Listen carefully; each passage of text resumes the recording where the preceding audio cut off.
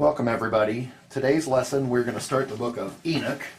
We're using the Sefer, so if you want to get your books out and read along, that'd be great. Set your recorder right now if you want, so you can take this mobile. I'm just going to read it word for word through the book, like we always do. And it reads, "The word of the blessing of Enoch, how he blessed the elect." And the elect are the people who have been chosen for a particular job. So, how he blessed the elect and the righteous who were to exist in the time of trouble, rejecting all the unrighteous and wicked. Enoch, a righteous man, who with Elohim answered and spoke while his eyes were open, and he saw holy vision in the heavens. This the angels showed me. From them I heard all things and understood what I saw, that which will not take place in this generation, but in a generation which is to succeed at a distant period, on account of the elect. Upon their account I spoke and conversed with him. Who will go forth from his habitation, the Holy and Mighty One, the Elohim of the world, who will hereafter tread upon Mount Sinai, appear with his hosts, and be manifested in the strength of his power from heaven. Great fear and trembling shall seize them, even to the ends of the earth. The lofty mountains shall be troubled, and the exalted hills depressed, melting like a honeycomb in the flame. The earth shall be immerged, and all things which are in it perish, while judgment shall come upon all, even upon all the righteous. But to them shall he give peace. He shall guard the elect, and towards them exercise clemency. And clemency is basically mercy for a guilty criminal, because we are all sinners.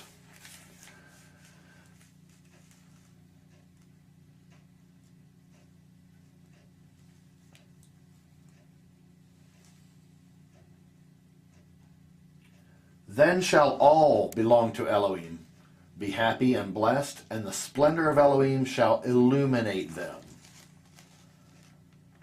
And of course, illuminate is to explain or put light on. Behold, he comes with 10,000s of his Kodeshayim to execute judgment upon them, and destroy the wicked, and reprove all the carnal, for everything which the sinful and wicked have done and committed against him. All who are in the heavens know what is transacted, that the heavenly luminaries change not their paths, that each rises and sets regularly, everyone at its proper period, without transgressing the commands.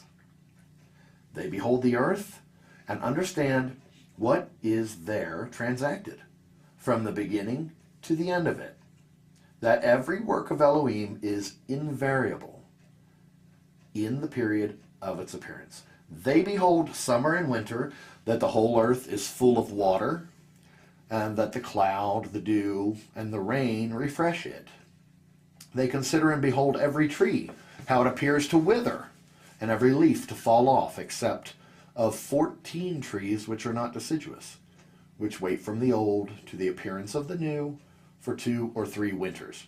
Again, they consider the days of summer, that the sun is upon it at its very beginning, while you seek for a covered and shady spot on account of the burning sun, while the earth is scorched up with fervid heat, and you become incapable of walking either upon the ground or upon the rocks in consequence of that heat.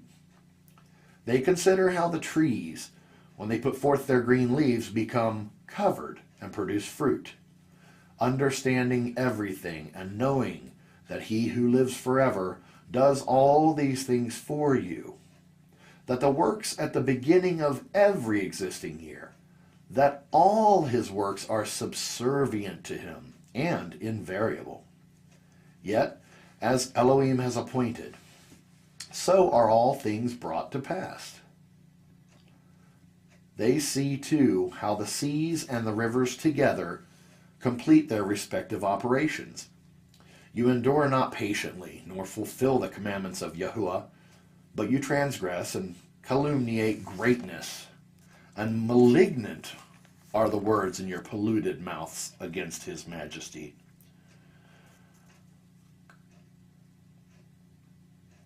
You, withered in heart, no peace shall be to you. Therefore, your days shall you curse, and the years of your lives shall perish. Perpetual execration shall be multiplied, and you shall not obtain mercy. In those days shall you resign your peace with the eternal maledictions of all the righteous, and sinners shall perpetually execrate you, you with the wicked. The elect shall possess light, joy, and peace, and they shall inherit the earth. But you unholy, shall be accursed. Then shall wisdom be given to the elect, all of whom shall live, and not again transgress by impiety or pride, but shall humble themselves, possessing prudence, and shall not repeat transgression.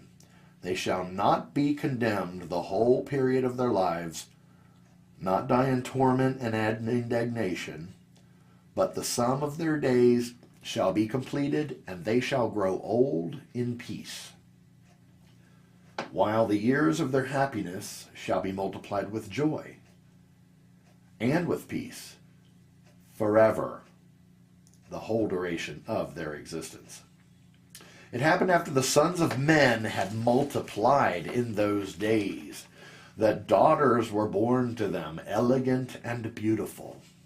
And when the watchers, the sons of heaven, the angels, basically, beheld them, they became enamored of them, saying to each other, "Come, let us select for ourselves women from the progeny of men, and let us beget children." Then their leader, Samyaza, said to them, "I fear that you may perhaps be indisposed to the performance of this enterprise, and that I alone shall suffer for so grievous a crime." But they answered him and said, "We all swear and bind ourselves by mutual execrations that we will not change our intention, but execute our projected undertaking." Then they swore all together, and all bound themselves by mutual execrations. Their whole number was 200 who descended upon Ardis, which is the top of Mount Shermon. That mountain therefore was called Shermon, because they had sworn upon it and bound themselves by mutual execrations. These are the names of their chiefs: Samyaza, who was their leader, Yerakaba Ramel, Akibael, Tamiel, Ramuel, Danel, Azkael, Sarachniel, Asel, Armers, Batral, Anane, Zavebe, Samsavael, Ertael, Turel, Yomyael, Araziel. These were the prefects of the 200 angels. Prefects are, of course, the captains or the very important people. The remainder were all with them. Then they took women, each choosing for himself who they began to approach and with whom they cohabited. And cohabiting means that you're having a relationship and you're living together and having sex and you are not married. Anyhow, they cohabited, teaching them, the women, sorcery, incantations, the dividing of roots and trees, and the women conceiving or being pregnant brought forth giants, and they bore to them 3 races first. The great giants, the giants brought forth the Nephilim, and the Nephilim brought forth the Eliud, and they existed, increasing in power according to their greatness. whose stature was each 300 cubits. Now, a cubit is 18 inches. So if it's 300 cubits, 18 inches is 1.5 feet. So 300, that means 300 times 1.5, they were 450 feet tall. Anyhow, these devoured all the labor of men until it became impossible to feed them, when they turned themselves against men in order to devour them, and began to injure birds, beasts, reptiles, and fishes, to eat one another's flesh and to drink their blood. Then the earth reproved the unrighteous. Moreover, Azazel taught men to make swords, knives, shields, breastplates, the fabrication of mirrors, and the workmanship of bracelets and ornaments, the use of paint, the beautifying of the eyebrows, stones of every valuable and select kind, and all sorts of dyes, so that the world became altered. Impiety increased, fornication multiplied, and they transgressed and corrupted all their ways. Amazarach taught all the sorcerers and dividers of roots. Armors, the solution of sorcery. Barkael, the observers of the stars.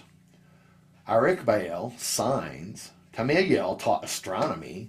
Esaradel taught the motion of the moon. And men, being destroyed, cried out, and their voice reached to heaven.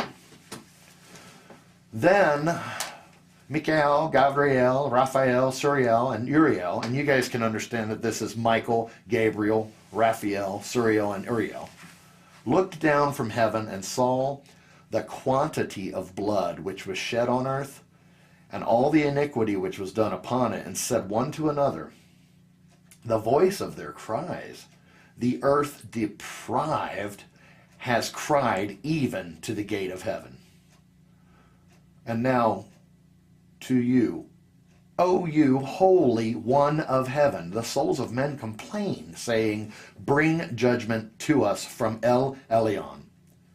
Then they said to their Adonai, the king Adonai of Adonim, Elohim of Elohim, King of kings, the throne of your glory is forever and ever is your name, sanctified and glorified.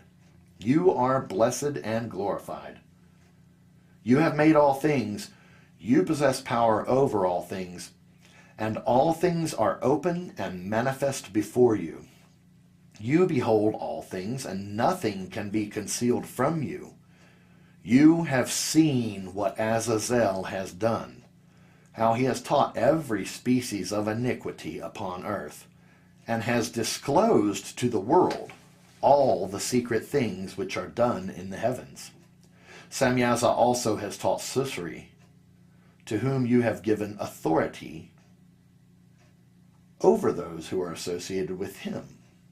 They have gone together to the daughters of men, have lain with them, have become polluted, and have revealed their sins to them. The women likewise have brought forth giants. Thus has the whole earth been filled with blood and with iniquity. And now behold, the souls of those who are dead cry out, and complain even to the gate of heaven. Their groaning ascends, nor can they escape from the unrighteousness which is committed on earth. You know all things before they exist. You know these things and what has been done by them. Yet you do not speak to us. What on account of these things ought we to do to them? So they're asking Father, look, the fallen angels have caused terrible problems on the earth. You know it was going to happen. You know everything before it happens. What are we to do about this? What do you want us to do? Then Elion spoke. The great and holy one spoke and sent Arsaelalur to the son of Lamech, saying, say to him in my name, conceal yourself. Then explain to him the consummation which is about to take place. For all the earth shall perish. The waters of a deluge shall come over the whole earth, and all things which are in it shall be destroyed. And now teach him how he may escape, and how his seed may remain in all the earth. Again Yehusha said to Raphael, bind Azazel hand and foot, cast him into darkness, and, opening the desert, which is in Dudael, cast him in there. Throw upon him hurled and pointed stones, covering him with darkness. There shall he remain forever. Cover his face that he may not see the light. And in the great day of judgment, let him be cast into the fire. Restore the earth, which the angels have corrupted, and announce life to it, that I may revive it. All the sons of men shall not perish in consequence of every secret by which the watchers have destroyed, and which they have taught their offspring. All the earth has been corrupted by the effects of the teaching of Azazel. To him, therefore, ascribe the whole crime. So in other words, what we're seeing here is Azazel is literally Satan himself. He's getting the entire blame. He's the leader. Then he goes on to say, to Gabriel also, Yehusha said, go to the bastards. Of course, those are born out of wedlock. To the reprobates. To the children of fornication, and destroy the children of fornication, the offspring of the watchers, from among men, bring them forth and excite them one against another. And he's talking about the giants. Excite them one against another. Let them perish by mutual slaughter. For length of days shall not be theirs. They shall all entreat you, but their fathers shall not obtain their wishes respecting them. For they shall hope for eternal life, and that they may live, each of them, 500 years. To Michael likewise Yehusha said, go and announce his crime to Samyaza, and to the others who are with him, who have been associated with women, that they might be polluted with all their impurity. And when all their sons shall be slain, when they shall see their perdition of their beloved, bind them for 70 generations underneath the earth, even to the day of judgment and of consummation, until the judgment, the effect of which will last forever, be completed. Then shall they be taken away into the lowest depths of the fire and torments, and in confinement shall they be shut up forever. Immediately after this shall Samyaza, together with them, burn and perish. They shall be bound until the consummation of many generations. Destroy all the souls addicted to lust, and the offspring of the watchers, for they have tyrannies over mankind. Let every oppressor perish from the face of the earth. Let every evil work be destroyed. The plant of righteousness and of rectitude appear, and its produce become a blessing.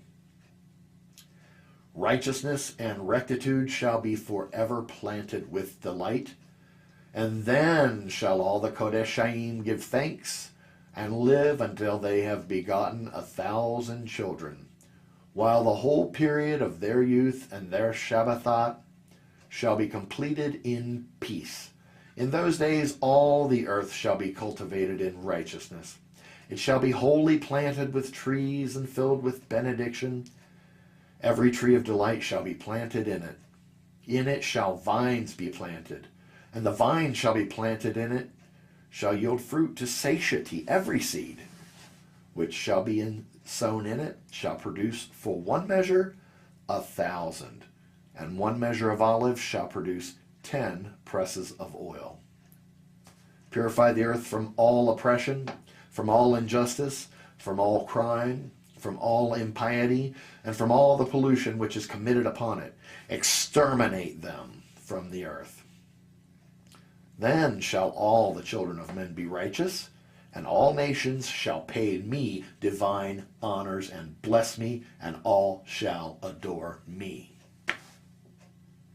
The earth shall be cleansed from all corruption, from every crime, from all punishment, and from all suffering. Neither will I again send a deluge upon it from generation to generation forever. In those days I will open the treasures of blessing which are in heaven, that I may cause them to descend upon earth and upon all the works and labors of man. Peace and equity shall associate with the sons of men all the days of the world, in every generation of it. Before all these things Enoch was concealed, nor did any one of the sons of men know where he was concealed, where he'd been, what had happened. He was wholly engaged with the holy ones and with the watchers in his days.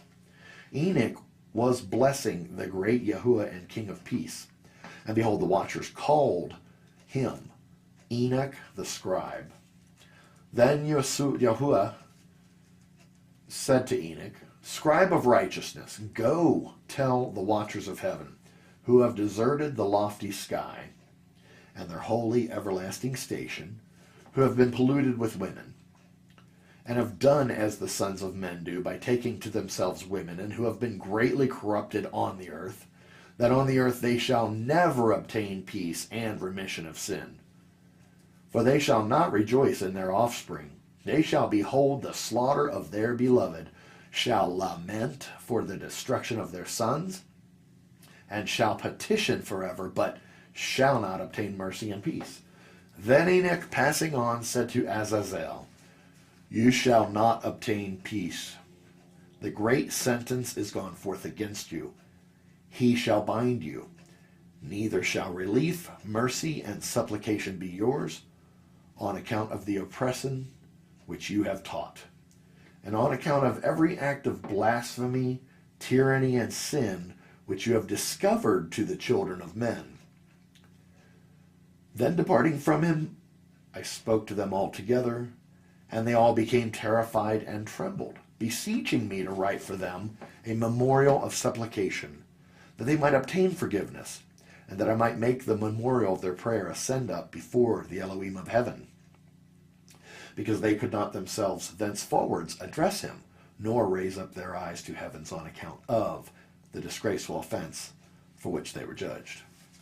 Then I wrote a memorial of their prayer and supplication for their ruachat, which is their spirit, for everything which they had done, and for the subject of their treaty, that they might obtain remission and rest.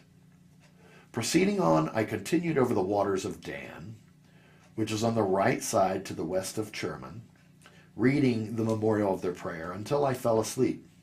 And behold, a dream came to me, and visions appeared above me.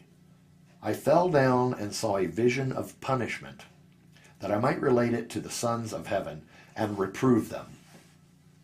When I awoke, I went to them, all being collected together, stood weeping, and Obelsael, which is situated between Libanos and Seneser, with their faces veiled. I related in their presence all the visions which I had seen and my dreams, and began to utter which I had seen. Uttered these words of righteousness to them, reproving the watchers of heaven. That is to say, this is the sefer of the words of righteousness, and of the reproof of the watchers, who are from eternity, according to that which he, who is holy and great, commanded in the vision.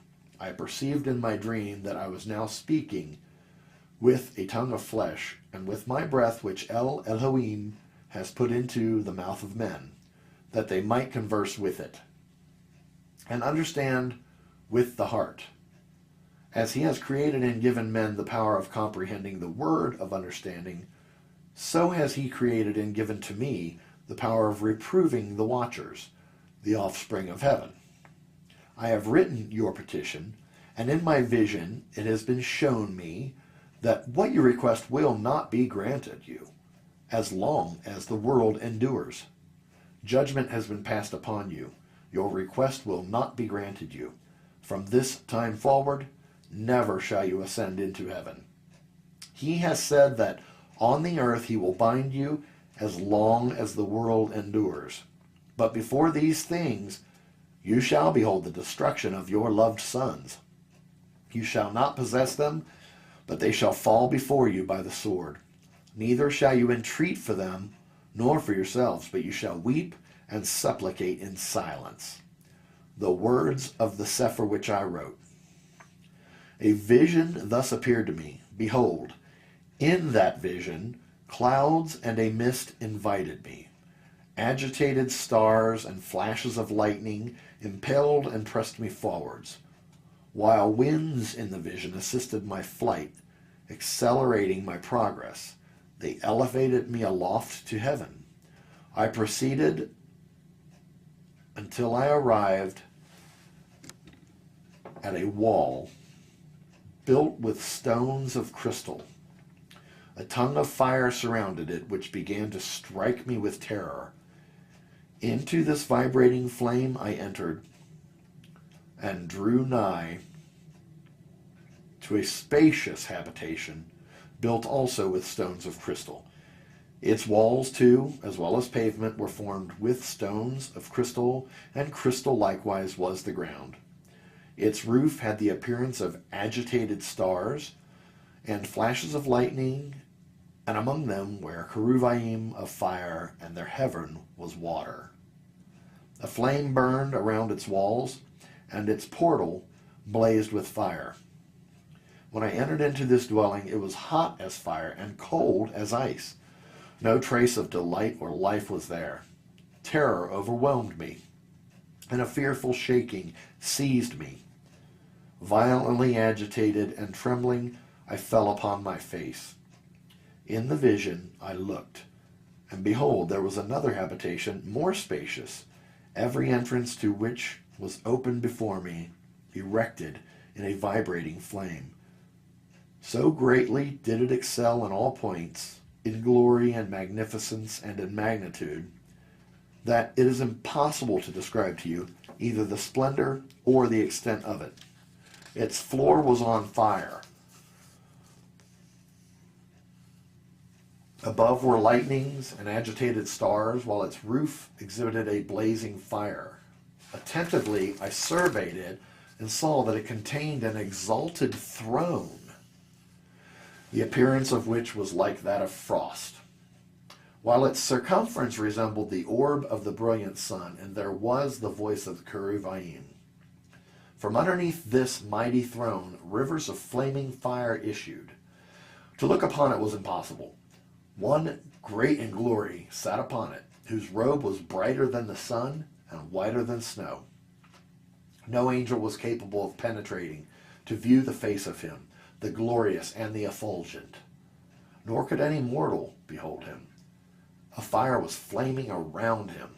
A fire also of great extent continued to rise up before him, so that not one of those who surrounded him was capable of approaching him, among the myriads and myriads who were before him.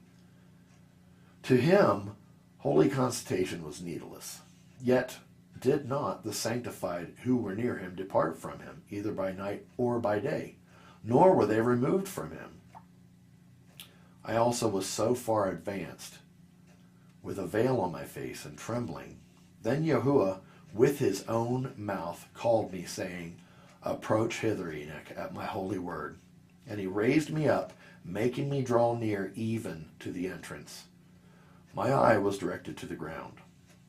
Then addressing me, he spoke and said, Hear, neither be afraid, O righteous Enoch, you scribe of righteousness. Approach hither and hear my voice. Go, say to the watchers of heaven, who have sent you to pray for them.